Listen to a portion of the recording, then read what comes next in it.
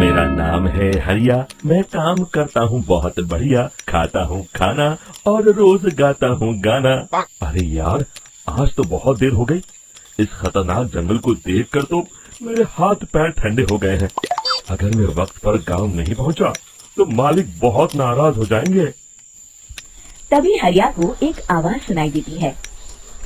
सुनिए हरि जी। अरे, ये आवाज किसने दी? तभी हरिया को सामने कुछ दूर एक औरत खड़ी दिखाई देती है। अरे भाई, ये औरत अकेली इतनी रात को इस जंगल में क्या कर रही है? चलकर पूछना पड़ेगा। फिर हरिया अपनी बैलगाड़ी उस औरत के सामने लाकर रोक देता है और उससे पूछता है। अरे सुनिए, आप इतनी रात को इस खतरनाक जंगल में अकेली क्या कर रही हैं? तभी वो औरत मीठी आवाज में कहती है। अरे हरु जी, आप आ गए। मैं कब से आपका इंतजार कर रही थी। वैसे तो यहाँ से काफी लोग गुजर चुके हैं, लेकिन मैं खास आपका इंतजार कर रही थी। अच्छा, तुम सच कह रही हो? मुझे तो यकीन नहीं हो रहा है। वो क्या है ना, आज तक किसी ने मुझसे इतने प्यार से बात नहीं की। हाँ हाँ हरु जी, मैं सच कह रही हूँ। अब देर मत करिए और जल्दी से मुझे मेरे घर तक छोड़ दीजिए। हाँ हाँ, कौन सी बड़ी बात है, अभी छोड़ देता हूँ। आप मेरे पीछे बैलगाड़ी में बैठ जाइए और मुझे रास्ता बताते चलिए।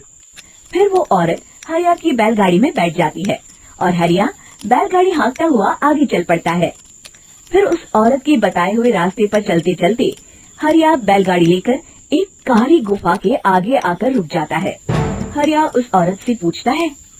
हाँ देवी जी, आपका घर कहाँ है? यहाँ तो एक गुफा के अलावा और कुछ नहीं है।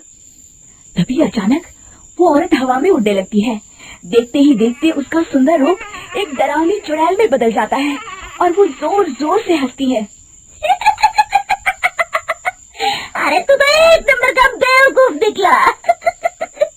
तू तो बड़ी आसानी से मेरी बातों में आ गया।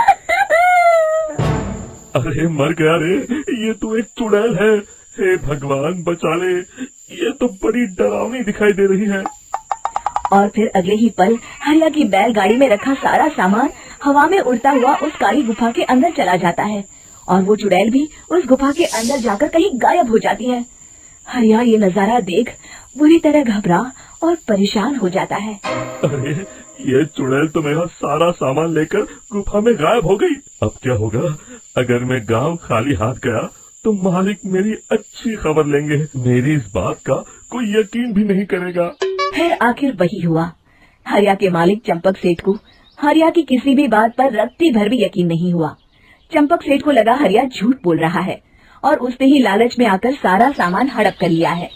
फिर हरिया को बेईमान समझकर चंपक सेठ उसे काम से निकाल देता है। अगले दिन अपनी दुकान में परेशान बैठा चंपक सेठ गुस्से में बड़बड़ाता है। अरे, दुकान में तो सामान बिल्कुल भी नहीं है। अब मुझे ही शहर जाकर सामान लाना होगा।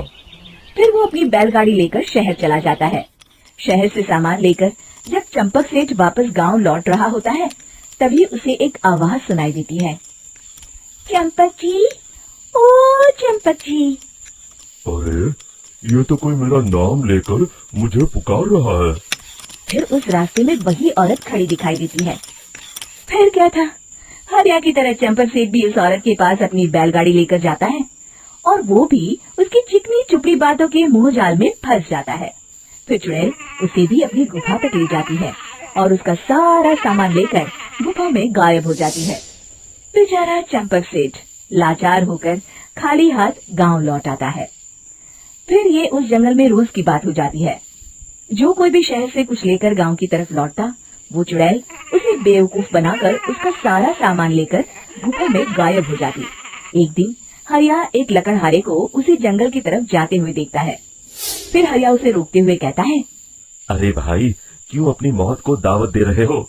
मेरी बात मानो, आगे जंगल में मत जाओ। वहाँ एक बड़ी भयानक चुड़ैल रहती है। लकड़हारा हरिया की बातों को नजरअंदाज करते हुए कहता है। अरे भाई, मुझे पहले ही बहुत देर हो चुकी है, मुझे जाने दो भाई। शाम तक लकड़ियाँ काट कर शहर के बाजार में बेचना है। तुम अपनी ये कहानी किसी फुर्सत में बैठे इंसान को सुनाओ, मैं तो चला। इतना कहकर लकड़हारा वहाँ से आगे जंगल की तरफ चला जाता है। फिर अगले दिन गांव के मुखिया के घर के बाहर बहुत सारे लोग जमा हो जाते हैं। तभी हाथ में कुल्हाड़ी लिए खड़ा लकड़हारा कहता है, अरे मुखिया जी, अब आप ही हमें बचाइए उस जंगल वाली चुड़ैल से। हमारा सारा काम तो शहर से ही होता है। अरे मुखिया जी, उस चुड़ैल की वजह से तो मैं पूरी तरह बर्बाद हो गया हूँ। हम सबको मिलकर उस चुड़ैल का कोई इलाज करना पड़ेगा। तभी भीड़ में खड़ा वीरा कहता है, आप लोग चिंता मत करिए, कल से वो चुड़ैल किसी को नहीं लूट पाएगी। मेरे पास एक बहुत अच्छी तरकीब है। तभी चंपक सेठ उसका मजाक उड़ाते हुए कहता है, अरे तेरा नाम वीरा है तो क्या हुआ? तूने अभी उस चुड़ैल को देखा नहीं है? जाकर अपना काम कर, बड़ा आया। तब मुखिया जी कहते हैं, नहीं नहीं चंपक सेठ, मुझे लगता है हमें इस लड़के को एक मौका देना चाहिए।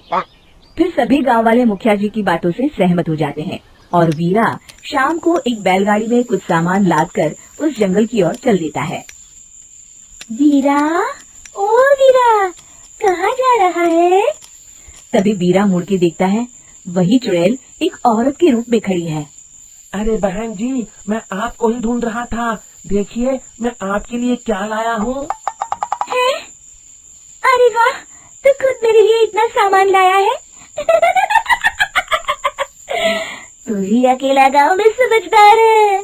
जरा देखो, मैं भी खोल के बड़ी भूख लगी है। जैसे ही चुड़ैल उस सामान पर से कपड़ा हटाती है, एक भगवान शिव की तेज रोशनी उसके अंदर मूर्ति से निकलती है और चुड़ैल अपने असली रूप में आकर जलने लगती है। अरे मैं जल रही हूँ, बचाओ! बचाओ! ओम नमः शिवाय, मर गई मैं! देखते ही देखते वो चुड़ैल राख के साथ उड़ जाती है और सभी गांव वाले भी वहां जाते हैं। शिक्षा बुराई पे सदा अच्छाई की ही जीत होती है।